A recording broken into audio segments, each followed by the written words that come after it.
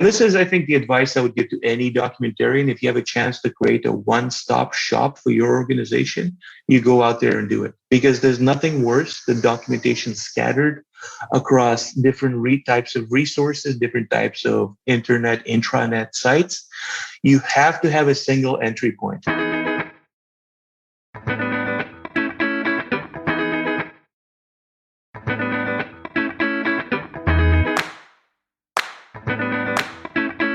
Welcome to the Knowledgebase Ninjas Podcast,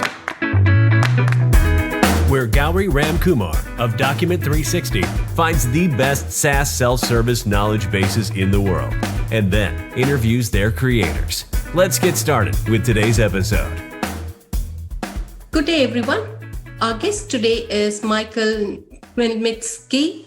Michael, Principal Technical Content Developer at Qumulo. Welcome, Michael, to the Knowledgebase Ninjas Podcast. How are you doing today? Great. Thanks for having me. Fantastic. So, Michael, I know you've got lots to share with us today, but before we dive into your technical writing or content developer background, just give me a little bit about yourself and how did you initially got into this field, please?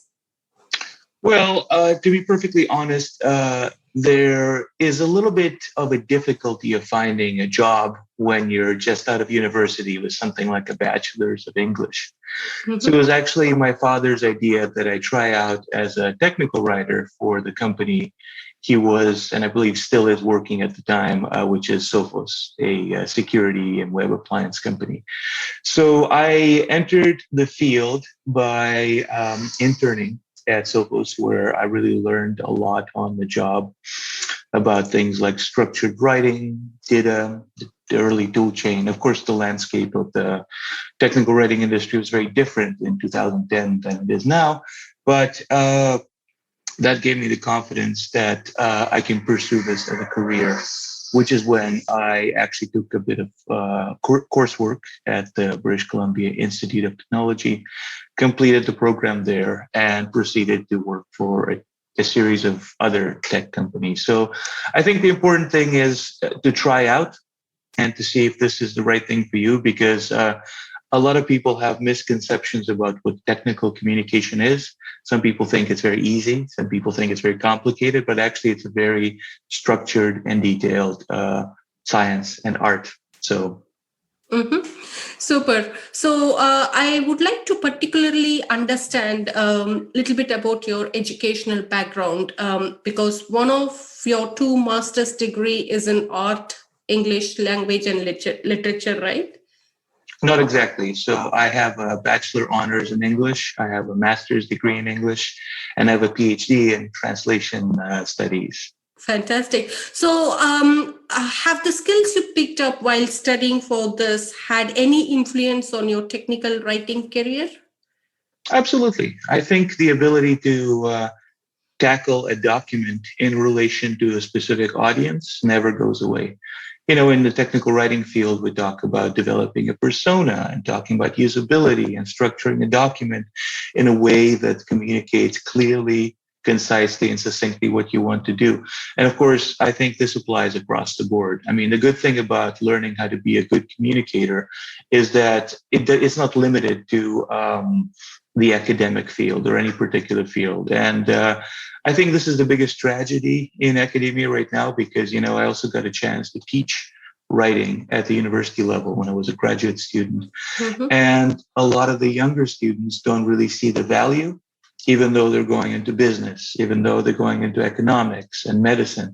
They don't see the value of communication until, of course, they hit the wall in terms of needing to succinctly and concisely and clearly, you know, write grant proposals and big documents that they don't understand how to parse, and so on and so forth. So yes, I think this applies across the entire industry, whichever industry might be, the ability to write and communicate succinctly. But in my case, I think the ability to tackle complex subjects is also part of it. My dissertation, for instance, was particularly long. I was asked to write about 200 pages. I ended up writing 400 pages with a 100-page bibliography, but because I really was passionate about what I wanted to do. And I think I did it with with the scope and focus and dedication that I transferred to the much shorter documents that I now do in the tech field. But I think this ability to discipline yourself in terms of scoping content, scoping it then to a persona, and then writing and rewriting and editing, that ability never goes away. Absolutely. Very well said, Michael. And I should again emphasize and congratulate you on all the education you've done, especially the PhD. So hats off to you once again. So let's just bring our focus to documentation a little bit more. So what's your documentation process at Qumulo, and who is normally involved in such processes? Well, Qumulo, we have team content, and team content is responsible for a broad variety of tasks because we have a lot of deliverables. We have knowledge base articles, release notes, support articles. We have internal documentation for developers. And so the way I'm trying to help organize the team right now is I'm trying to introduce a curatorial process to the company. I think it's also an interesting case study because I think there are two extremes. At very large companies such as Amazon, where I worked, I think there's an over-indexing on organization, and things get too structured, and it's very difficult to change the process. If, for instance, we want to change the authoring environment, the language that we use, or the build to chain. Whereas at a smaller company that's been around for about a decade, such as Qumulo, the challenge is to come up with a process that at first was perhaps a little bit more haphazard, because at startups and smaller companies, the idea is to push the product out the door, make it successful first, and then shave off all the sharp edges. So this is my job right now. I'm helping the company streamline the existing processes by making sure we're speaking with the same voice, that we're communicating to the right kind of audience, that we're updating and creating a life cycle for the documentation that is appropriate for the growth that the company has experienced. Very interesting. So you are in the process setting phase right now. Is it fair to say? That's correct. I'm known for juggling multiple balls at the same time. So I'm in the process of actually working up new documentation sets while actually restructuring the existing process as well. Yeah.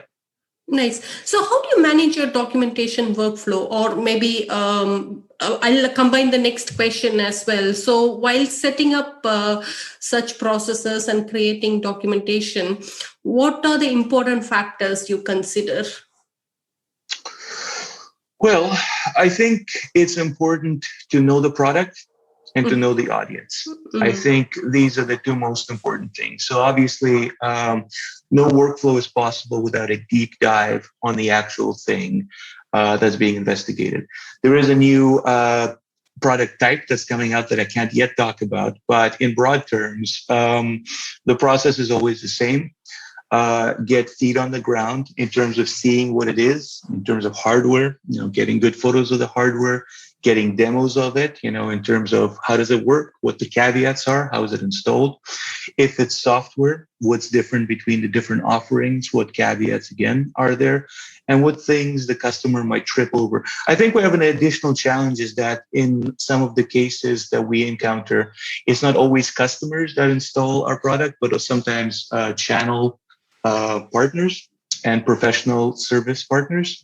So it's very important to also tackle those different personas, these experts in their field who might have particular needs in terms of understanding the product. So again, to boil it down, understanding the product, understanding the scope, kind of the MVP, the minimum viable product in terms of docs that would help the user, in this case, an administrator or a system integration professional, get started, and then delivering first the bare minimum of docs and then iterating upon this.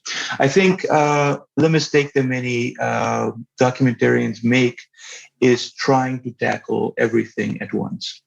And I think this is the biggest challenge for us perfectionists, but I think it's also very important to choose the most bare necessities and essentials that come first, documenting them and building on them incrementally. I found that to be the most profitable course of action. That's true. So just build as you progress and as you experience. And of course, it's an iterative process, isn't it? Absolutely. But there's one more aspect to this. I think it's also important to constantly validate your assumptions. This is why, for instance, at my last job at Oracle, I would very often perform usability tests on the documentation itself. We must not forget that documentation is a product in its own right. It has its own rules by which it operates. It has its own usability challenges. So as we progress along, we can't rely on our assumptions. So it's also very important to validate these assumptions via usability testing, internal user testing, and external customer testing.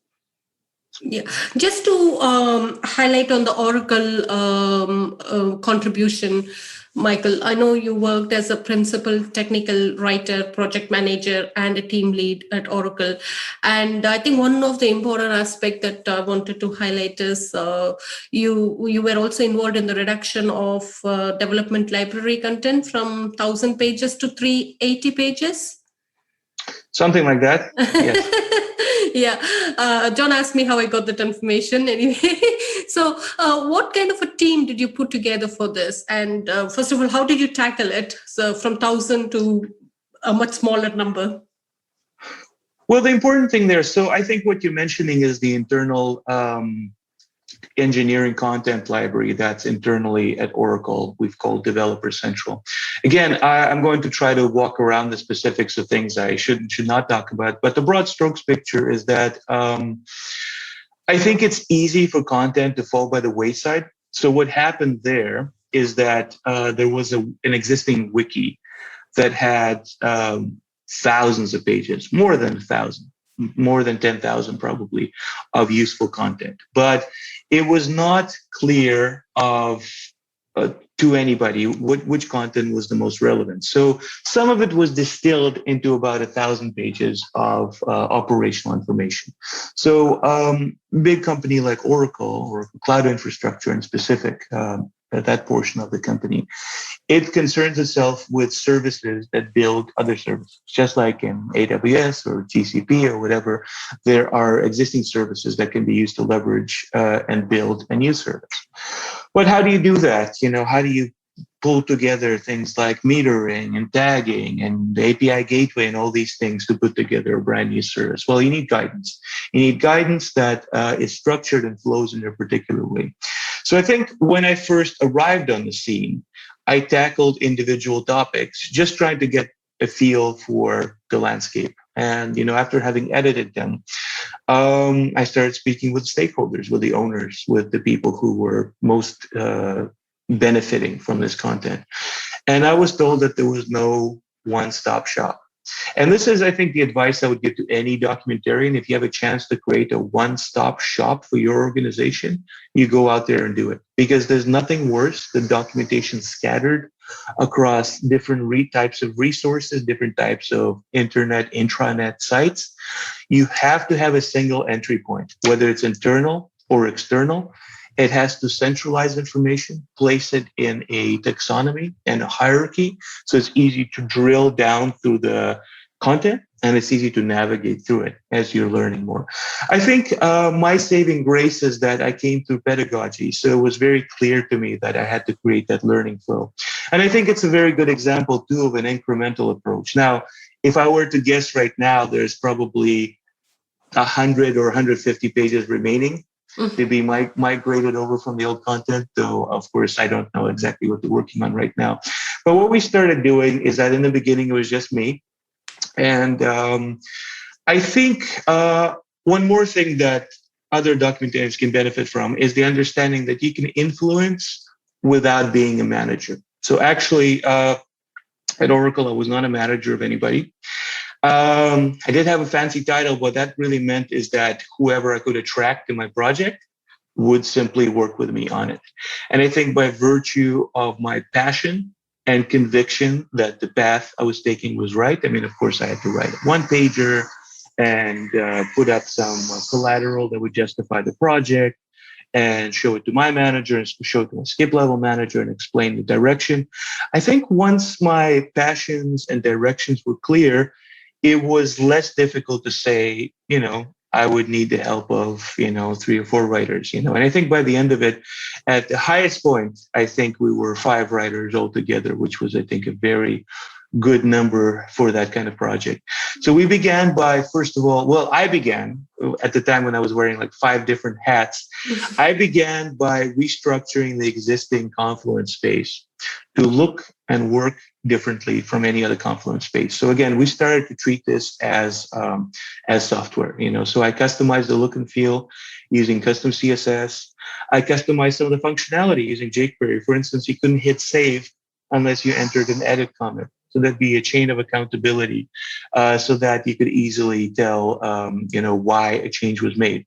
Otherwise, someone would make a change and there's like a lot of blank changes. You don't know why this document is being edited. Mm-hmm. I would implement a different look and feel to show that this space is different from any other space, because there's 10,000 pages somewhere else, but these 1,000 pages, these 300 pages will be a completely different story. And then you have to, of course, start attracting attention and raising the profile of this. So I would start holding brown bag sessions and presentations to the engineering community in the company and demos and all kinds of things where I would walk people through to explain the value. Mm-hmm. And also to showcase what we've created at different stages again and again and again. And it would really help to have those usability tests in hand to see, we've increased usefulness by X number of percent, or we increased usability by Y number of percent. So we actually had very concrete figures to showcase our success. So it was also very good information when petitioning for more writers, when petitioning for more resources, when creating more content. The other thing is that it was also important to create a lot of relationships with stakeholders. And in big companies such as Amazon or Oracle, you have multiple internal organizations, all of whom obviously need to be represented in a resource such as this. So you need to have someone, a showman or a showwoman, a showperson, who would go and give the spiel to these other organizations. This is what we've created. This is how you can be a part of us. But the problem there is, of course, you have to implement the curatorial approach. If you're just working with a straight up wiki, anyone can come in and start editing your stuff. And that's not acceptable. So it's a matter of setting up permissions and locking it down and creating an affidavit and saying, well, this is why it's locked down. But hey, if you're going to play nice with us, we're going to open that up for you. But these are the rules you have to play by. We have I put together something called the Confluence Usability Guide, a 4-page, easy to read internal style guide that would kind of explain the do's and don'ts. And I believe to this day, they're using it out there, to create highly structured, highly usable content. Because again, if you leave it up to chance or best intentions, you don't have that contribution model with a proper life cycle of contribution, revision, oversight, technical writer involvement, and so on and so forth. One more thing I built into the system was Jira integration. Okay. That was really hard to do because we found that no matter where we put that button, people wouldn't see it. So I ended up putting that button in the top panel of the Confluence space, in the right-hand side drop-down, and at the bottom of every page. So on every single page of that internal resource, you could click, what do we call it at the end? Report an issue, or suggest an edit. That's what it was called at the end. Mm-hmm. Suggest an edit, where you could literally file a ticket directly into our backlog with the request that you needed, and the SLA would be listed at the top. So it's very clear understanding. It was really clearly broken down of what you can expect. And the other button was ask a question. So if you didn't have an edit, but if you wanted to see, is this place right for me, for my content to be hosted or migrated into there?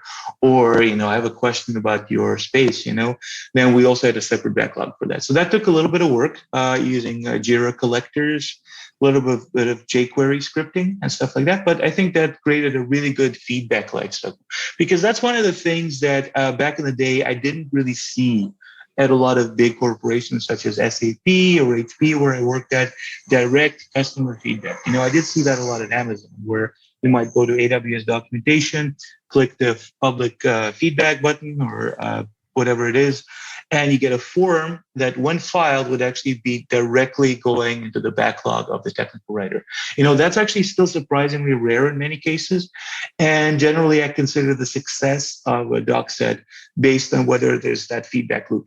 between the documentarian and the customer. And so once we've introduced all these factors, the interest of the stakeholders, the singular voice of the contributors, the style and standards, the feedback forms, the ongoing usability testing, we've basically created the documentation lifecycle that made this project such a success, which honestly, even after my departure from the company, the process that's in place ensured that nothing fell apart, nothing was disrupted. They just kept going on and on. And I have full confidence that it'll be very successful. Nice. That's really nice to know the entire process of how things went. Once again, thank you for that detailed description, Michael. We also understand that you have a technical. You have created technical diagrams using Draw and Photoshop. So, what's your advice to anyone who's about to design a technical diagram?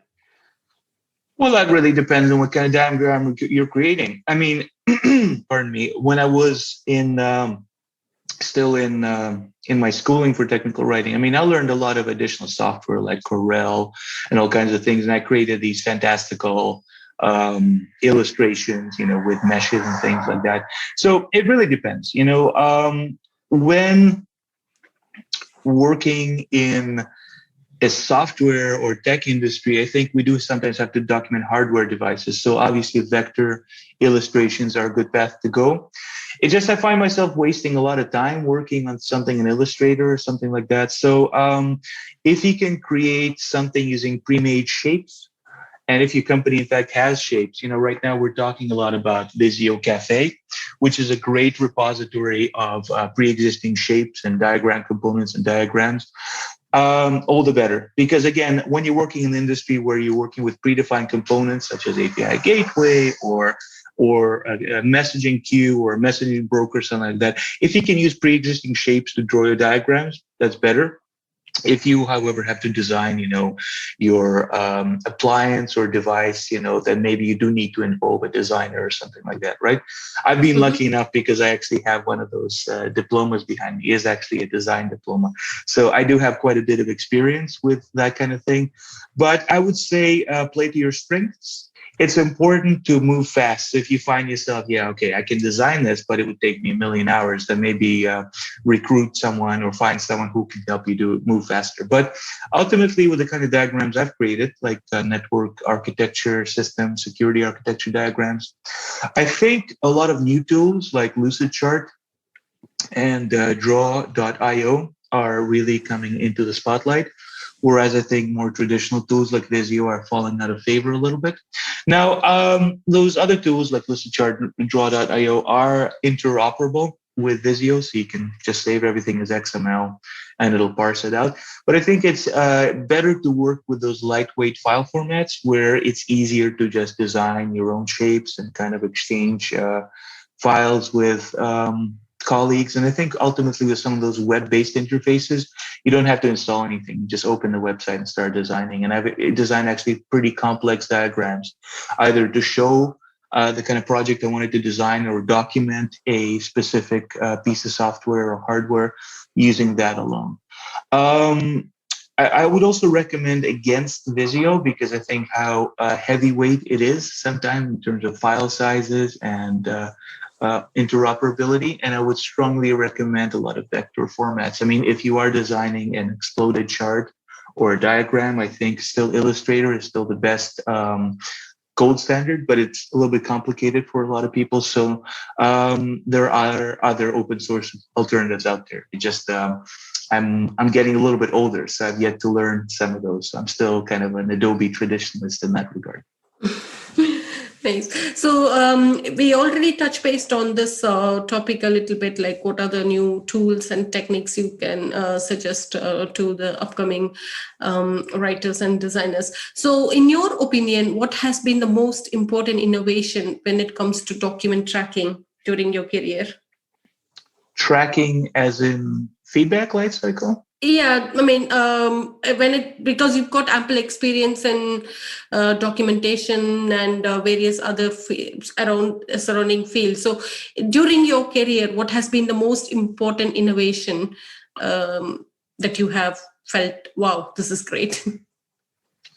I think you might be surprised to hear my answer, because I think the most important innovation was actually the inclusion of the technical writer in the technical writing process. When I was still learning about the software industry in the 90s, a technical writer was someone who sat in a corner and was waiting for the waterfall to hit them on the head. Oh, you finished writing the software? Oh, okay, I can document it. So that was a terrible, terrible process, right? I mean, the writer was not integrated into the development process, had a really hard, high learning curve for getting familiarized with the process, and was basically a pariah, basically shunned by the developers, some sort of beast that lives in the corner, crawl out and document their stuff, right? What I've seen at a lot of companies more recently is that the technical writer is either integrated into the Scrum or integrated into a series of Scrums. Actually, at my highest point at Amazon, I was documenting something like 4 or 5 services at the same time. It was a little crazy, but I'd go to the stand-ups, I'd go to the meetings. I'd be working very closely with the UX designer on everything from the smallest string on the web console to anything to the most complex API exception, And in fact, my proudest moment was when I brought up Amazon MQ at Amazon. There were a lot of difficulties with that project, I'm not going to lie. But the fact was, as a technical writer, you rarely get to bring something up from scratch completely. You always come in and pick up after someone else. It's like, oh, they left this deprecated doc set, we need to rework it, make it new, or we need to convert this to a new format. In that case, I got to basically bring up a developer guide, a REST API guide, an SDK guide, everything from scratch completely. And it was an exhilarating experience, as exhilarating as it was challenging, because I was there with the developers, telling them when they didn't name an API correctly. I was there with the designer, telling him when they didn't structure the interface, in a way that made sense, because I already worked on other Amazon messaging systems that could advise them, to structure things that would be more familiar to customers. I was there when they changed from SOAP-based API to a REST-based API. So basically that broke my entire tool chain. And I had to write this insane bash script that would convert strings just so I could render them in XML, just so we could release it, reinvent, right? So, obviously, this created a lot of camaraderie. It was a lot of fun. But I think the fact is that was the first time when it was completely integrated end-to-end into the software development lifecycle. And I believe this is the gold standard of the best element of the evolution of technical writing and technical writers. The integration of these folks into the lively and complicated process rather than having them sit in the corner. Nice.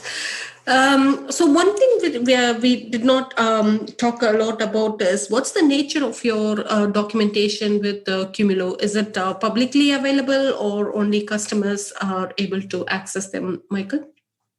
Well, currently Qumulo has kind of a complicated documentation system where the more complex aspects of the API are within the product itself. So when you actually sign up and log in into the web UI, you can actually easily see right away how the API works. You have some lively demonstrations that based on the actual operation connected to the actual running cluster. So that's part of the product. Outside of the product, you have a very comprehensive knowledge base that our customer success and fellow customers and users use to inform themselves. And as I mentioned, we also have a lot of internal documentation, how to help customers and how to actually use the product as well. So right now, some of my challenges is to pull the best of that content to the forefront and standardize a little bit more so we can serve our customers even better. Great. So I know. Let's move on to rapid fire round, if that's okay with you, Michael. Absolutely. Fantastic. You did mention to us in the beginning of the podcast that the whole idea of you getting into this documentation came from your father's suggestion of why not try this field. So, but who have you learned the most about documentation from in your career? Well, I think my mentor and friend would be Sean McKenzie, who was my first documentation manager. It's actually an interesting story because Sean was the documentation manager at Sophos, where I interned for the first time. But then I was instrumental in bringing him over to AWS. He was already at Amazon, but I brought him to my group. So it's a small world. I think Sean was the first person to teach me about what we now think of as kind of the modern development environment. Now, it's funny, but that was before Jira. That was before Git. We were still using Perforce, so the tool chain was not all there, but the process was, in the sense that we used Kanban.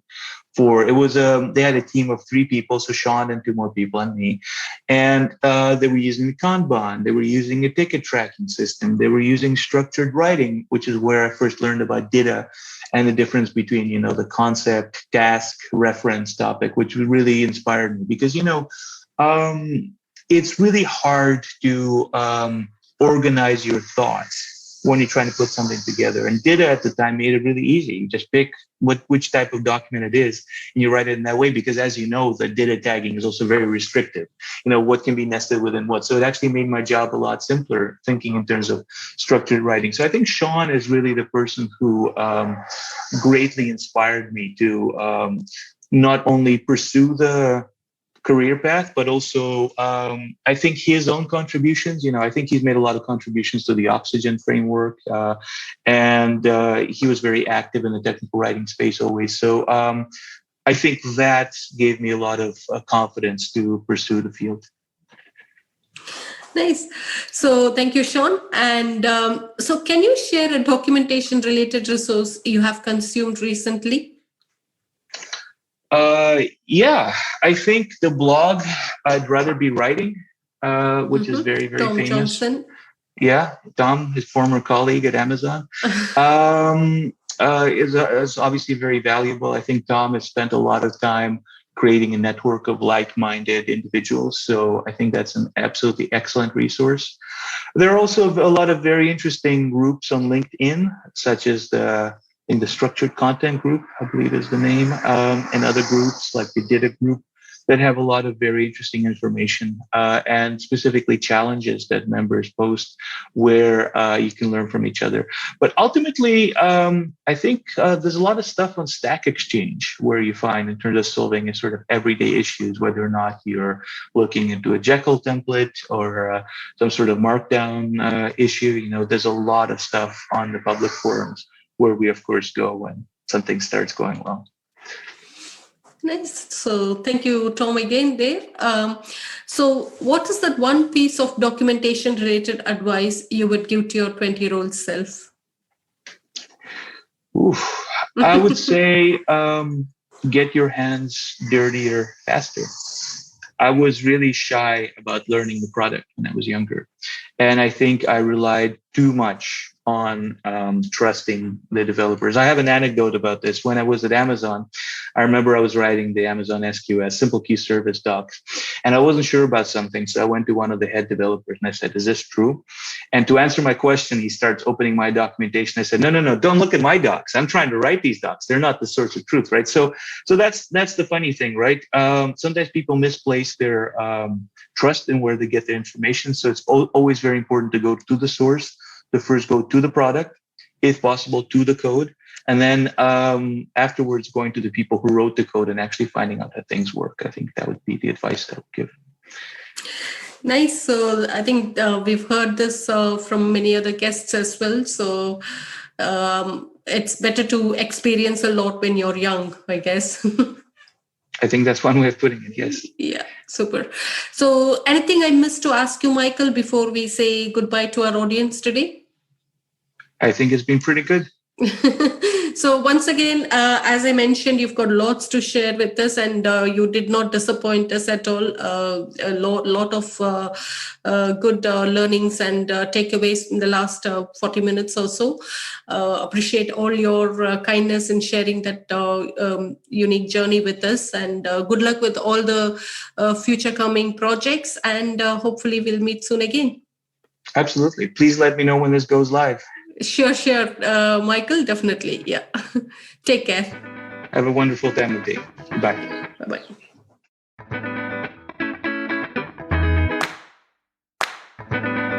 Thanks for listening to today's episode of the Knowledgebase Ninjas Podcast.